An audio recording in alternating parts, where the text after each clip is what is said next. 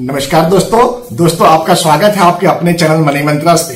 दोस्तों आज का विषय मैं लेकर के आया हूं म्यूचुअल फंड सीरीज को ही आगे बढ़ाते हुए एक ऐसा सेक्टोरियल फंड के ऊपर मैं आपसे चर्चा करूंगा जो सेक्टर पिछले 2-3-4 सालों से कुछ परफॉर्म नहीं कर रही थी और काफी सारे निवेशक हमारे हताश हो गए थे, निराश हो गए थे। लेकिन मैंने अपने निवेशकों को हमेशा से प्रार्थना करके बताया है, हमने समझाते हुए कहा है, हर बार हमने एडवाइस किया है कि कभी भी एक सेक्टर में आप अपने टोटल पोर्टफोलियो का 5% से कम और 10% से ज्यादा न रखें, क्योंकि मुझे मालूम है कि कोई भी सेक्टर हमेशा नहीं चलती है। हर सेक्टर का एक समय होता है, एक साइकिल होता है, एक रनिंग टाइम होता है और उस रनिंग टाइम में, उस रनिंग पीरियड में वो सेक्टर ग्रो कर जाती है और पीछे के जो 2-3-4-5 साल अगर वो परफॉर्म नहीं कर पाई है तो वो आपको आउटपुट उस समय निकाल कर दे देगी। लेकिन ये स्टैटिक्स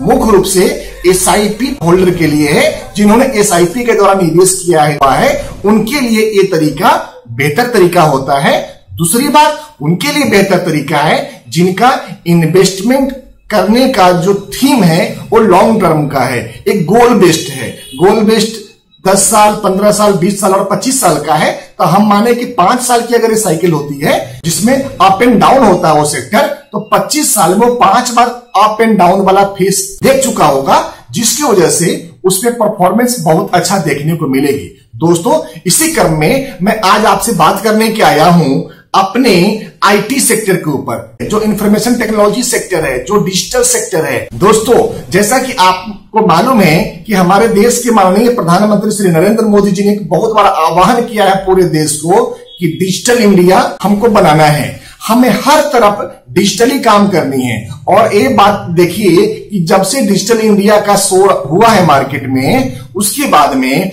डिजिटल सेक्टर में, डिजिटल मार्केट में, डिजिटल की दुनिया में एक तहलका मचा दिया है और उसमें भारत पहले से भी बहुत बड़ा नाम था, जो विश्व के कई सारी कंट्रीज के लिए काम करती थी। अब भारत उसका हब बन गया है।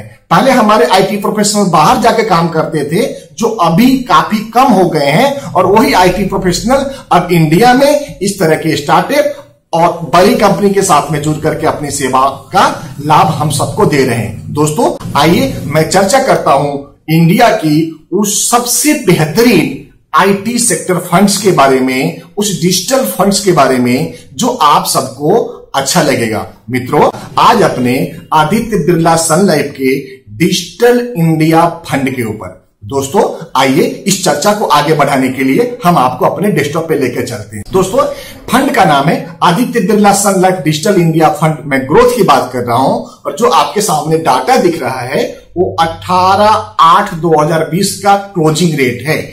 इसकी क्लोजिंग जो हुई है 66 रुपीज 88 पैसे के ऊपर हुई है और कल के मार्केट में जब क्लोज हुई थी तो 0.03% का इसने ऊपर के लेवल पे ग्रोथ दे करके एक क्लोज हुआ है। दोस्तों ये फंड ओपन एंडेड फंड है जो ग्रोथ कैटेगरी में आती है। प्लान का जो क्लास है वो सेक्टर क्लास है और सेक्टर में ये टेक्नोलॉजी सेक्टर को बिलोंग करती है। ये फंड 15 दिसंबर 1999 को आई थी और इसका एनएफओ क्लोज हुआ था 15 जनवरी 2020 को और ये मार्केट में फिर से रीओपन हो गई थी 15 जनवरी 2000 को। मिनिमम इन्वेस्टमेंट अमाउंट इसमें ओनली 1000 रुपीज का है। हमारे जो फंड मैनेजर हैं सन गोई साहब हैं जो इस फंड को मैनेज करते हैं और फंड का साइज 490 करोड़ से ज्यादा का है। मित्रों इसके अंदर कोई भी एंट्री लोड नहीं रखा गया है और विद इन 1 ईयर अगर आप एग्जिट होते हैं तो 1% का एग्जिट लोड लगा हुआ है। दोस्तों इसी क्रम में अगर हम आपको इन्वेस्टमेंट का स्कीम का ऑब्जेक्टिव बताने की कोशिश करें तो हमारे फंड मैनेजर ऑब्जेक्टिव दे रहे हैं, उनके हिसाब से एक लॉन्ग टर्म के इन्वेस्टर को इस फंड्स में बन के रहना चाहिए और जो इंडिया में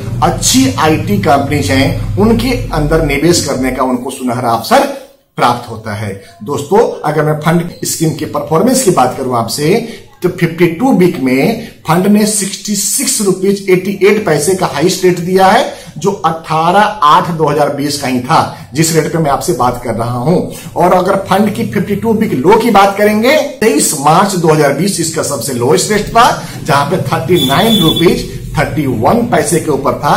तो आप गौर करके देखेंगे कि मार्च 2020 से लेकर के अगस्त 2020 तक में, ये पिछले 5 महीनों में लगभग 70% तक का रिटर्न दिया हुआ है, लगभग 70% तक का।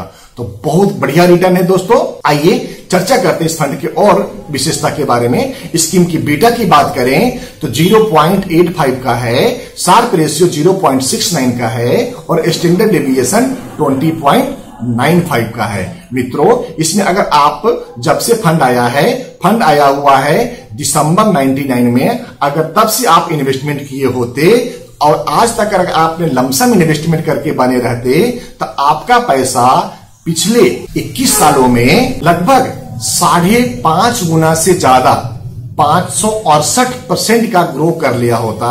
अगर आप 1 लाख रुपया लगाए होते तो 5,68,000 प्लस हो जाता आपका। दूसरी बात है, अगर आप इसमें लॉन्ग टर्म के लिए इन्वेस्टमेंट कर रहे होते तो आपका जो CAGR होता वो 9.66% का होता दोस्तों, और 10 सालों में 13% का, पिछले 5 सालों में 12.98% का, पिछले 3 सालों में 21% का, पिछले 1 सालों में 29.25% का, पिछले 6 महीनों में 23.72% का, पिछले 3 महीनों में 153.05% का, पिछले 1 महीनों में 157.56% का और पिछले 1 वीक में 79.18% का आपका CAGR होता। अगर इसी क्रम में मैं आपसे बात करूं SIP के ऊपर, तो लंबे समय में अगर 10 साल की आपकी SIP होती तो लगभग 16% का कंपाउंड एनुअल ग्रोथ रेट होता आपका। 5 साल के SIP में 18.15% का, 3 साल के SIP में लगभग 21% का, 1 साल के SIP में लगभग 57% का, पिछले 6 महीने के SIP में 170.40% का, पिछले 3 महीनों के SIP में 311.05% का। दोस्तों, ये मेरे द्वारा स्ट्रांगली रिकमेंडेड फंड रहेगा। हमारे कंपनी के द्वारा हमारे सारे अच्छे और बड़े निवेशक को इसमें इन्वेस्टमेंट कराया गया है। आपसे भी प्रार्थना है कि आप अपना भी निवेश लगभग टोटल पोर्टफोलियो का आप अपने 10% इसमें जरूर रखें। दोस्तों, अगर हम इसके कंपनी बाय एलोकेशन की बात करें तो टोटल पोर्टफोलियो का लगभग 29% इंफोसिस में इन्वेस्टमेंट है। हाँ दोस्तों, इंफोसिस के अंदर लगभग 29% का इन्वेस्टमेंट है, भारती एयरटेल में लगभग 12% का, HCL टेक्नोलॉजी में 7.54% का, मेजेस्को में 5.59% का, साइनेट में 5.28% का, टेक महिंद्रा में 4.71% का, हनीवेल में 4.49% का, TCS में 4.36% का, एप्पल इंक्स में जो यूएसए की कंपनी 3.69% का, एम्फेसिस में 3.39% का। तो दोस्तों, जो हमारा टॉप होल्डिंग है इस फंड्स का, उस हम टॉप 5 होल्डिंग में लगभग 59% के लगभग में इन्वेस्टमेंट है। मित्रों, अगर आपसे सेक्टर वाइज एलोकेशन की बात करें तो सेक्टर वाइज में लगभग 76% से ज्यादा टेक्नोलॉजी शेयर में है, कम्युनिकेशन में लगभग 12% के आसपास में है, कंज्यूमर ड्यूरेबल में लगभग 4% के लगभग में है, सर्विस इंडस्ट्री में 1.04% का है, फाइनेंशियल में 0.49% का है और अदर में 2.37% का है। एक बेहतरीन, बहुत ही बढ़िया फंड मैं आपके सामने आज प्रस्तुत किया हूं। मुझे पूरा विश्वास है कि ये फंड आपको निवेश करने पे माला माल कर देगा। आप लंबे समय तक इसमें निवेश करके बने रहें। अगर आपको निवेश से संबंधित कोई भी जानकारी हमारे द्वारा चाहिए तो आप निसंकोच हमारे कमेंट बॉक्स में कमेंट करके उसकी जानकारी ले सकते हैं, या जिन मित्रों ने हमसे IT सेक्टर पे और डिजिटल सेक्टर पे किसी ने कुछ क्वेश्चन पूछा है तो उनके लिए ये सुझाव रहेगा कि आप अपने बाकी जगह के फंड को स्विच करते हुए आप लंबे समय के हिसाब से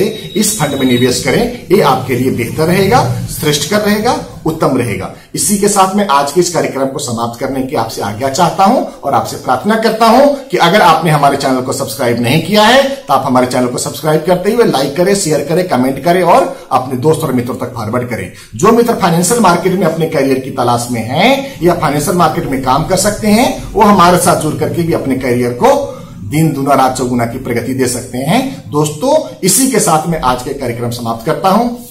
नमस्कार मित्रों।